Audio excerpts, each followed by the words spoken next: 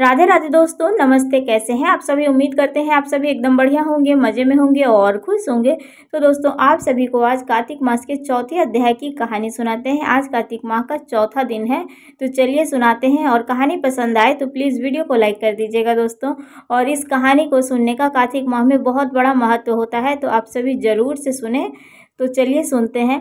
नारद जी एक बार भगवान विष्णु को मछली के रूप समान धारण कर विंध्यवासी कश्यप ऋषि की अंजलि में आ पहुँचे।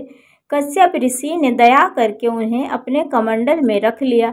जब वह उनके कमंडल में न समा सके तब उनको कुएं में डाल दिया। जब उसमें भी वह मछली न समा सकी तब उसे वो तालाब में फेंक दिए। और जब तालाब में भी वो मछली न समा सकी तब उसे वो समुद्र में डाल दिए। वहाँ भी वह बढ़ने लगी। इसके उपरांत उस नारायण रूपी मत्स्य ने शंखासुर को मार डाला।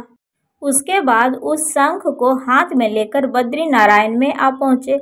बद्री नारायण में सब मुनियों को बुलाकर आज्ञा दी। भगवान विष्णु ने कहा, पानी में इधर उधर फैले हुए वेदों को ढूंढो।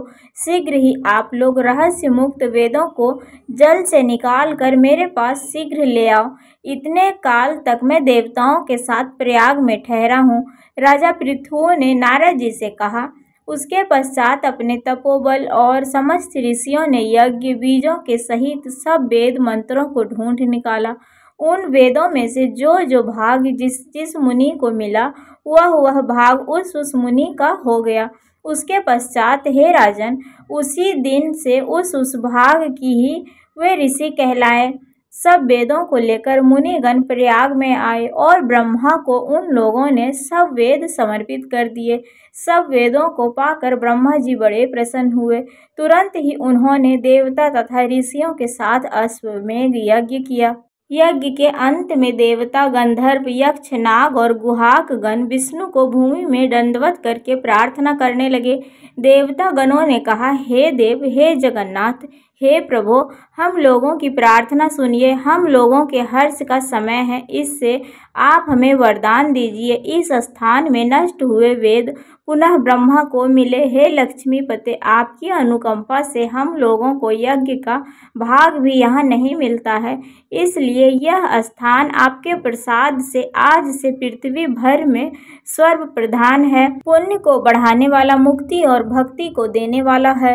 ब्रह्मादिक महान पापों का नष्ट करने वाला आज का यह समय भी परम पवित्र और अक्षय फलदाता हो, ऐसा वरदान हम लोगों को दीजिए।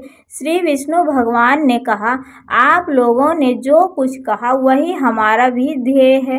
जैसा आप लोगों ने मुझसे कहा है वैसा ही सब ब्रह्म क्षेत्र जगत प्रसिद्ध होगा। सूर्य वंश में उत्पन्न राजा भगीरथ गंगा जी को यहाँ पर लावेंगे और गंगा जी की सुपुत्री यमुना जी के साथ यहाँ पर संगम होगा। आप लोगों तथा समस्त ब्रह्मादिक देवताओं के साथ मैं भी यहीं पर रहूँगा और यह स्थल तीर्थराज के नाम से प्रसिद्ध होगा।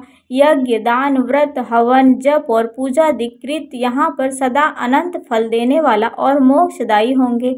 7 जन्मों के लिए हुए ब्रह्मादिक महापाप भी इस तीर्थराज के दर्शन मात्र से ही उसी समय नष्ट हो जाएंगे।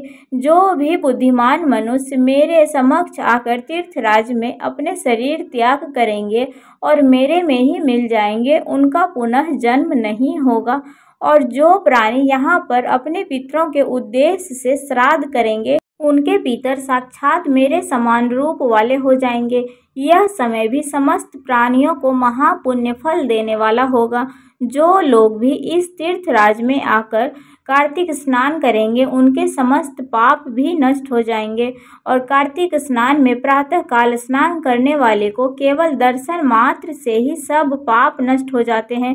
जैसे सूर्य के तेज से अंधकार का नाश होता है, वैसे ही कार्तिक के स्नान से होने पर स्नान वाले प्राणियों में सालोक्य, अपना लोक, सामीप्य मतलब अपने समक्ष, सारूप्य अपना स्वरूप, इन तीनों मुक्तियों को प्रदान करता हुआ हे मुनिवर, आप लोग मेरे शब्दों को सुनिए। मैं सर्वत्र व्याप्त रहता हुआ सर्वदा बद्रिका नारायण में निवास करता हूँ।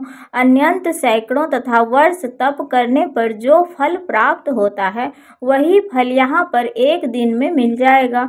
जो महानुभाव मेरे उस स्थान बद्रिका आश्रम का दर्शन करेंगे वो जीवन मुक्त हो जाएंगे और उनके समस्त पाप भी नष्ट हो जाएंगे।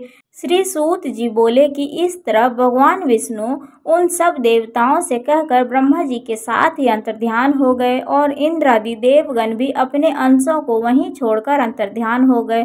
जो कोई प्राणी इसे शुद्ध मन से सुनेंगे अथवा सुनाएंगे वो तीर्थराज, प्रयाग और बद्रिका नारायण जाने के समान फल को प्राप्त करेंगे और उनके समस्त पाप भी नष्ट होंगे।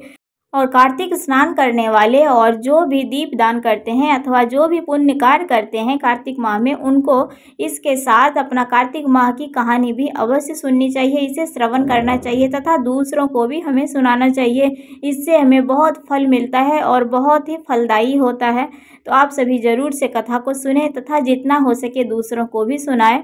तो दोस्तों यही थी कार्तिक मास की कहानी। कल मिलते हैं फिर से एक दूसरे कहानी के साथ। तब तक के लिए बाय बाय, राधे राधे। और आप सभी को ये कहानी अगर थोड़ी सी भी कार्तिक माह की अच्छी लगी हो तो प्लीज़ आप सभी मेरे वीडियो को लाइक कर दीजिएगा। चैनल पर जो भी नए आते हैं तो सब्सक्राइब कर लीजिएगा, शेयर भी कर दीजिएगा, कमेंट करिएगा। तो चलिए मिलते हैं आप सभी से फिर से, तब तक के लिए बाय बाय, राधे राधे।